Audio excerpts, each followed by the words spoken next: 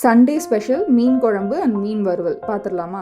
நிறைய மெத்தடில் மீன் குழம்பு செய்வாங்க. ஆனால் இந்த மெத்தட் ட்ரை பண்ணி பாருங்கள்.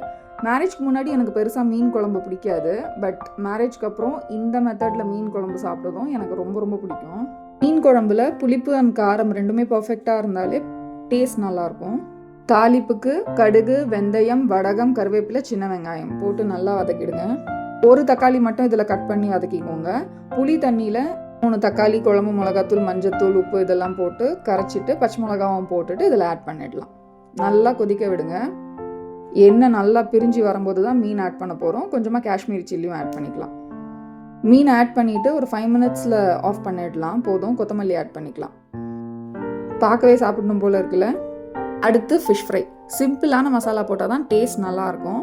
மிளகாத்தூள், மஞ்சத்தூள், உப்பு, புளிப்புக்கு புளி தண்ணி தான் ஊற்றிருக்கேன். வேறு எந்த மசாலாவும் எக்ஸ்ட்ராவாக ஆட் பண்ணலை. அப்போ தான் ஃபிஷ்ஷோட ஒரிஜினல் டேஸ்ட் நமக்கு நல்லா கிடைக்கும். எங்கள் சண்டே இப்படி தான் சூப்பராக போச்சு.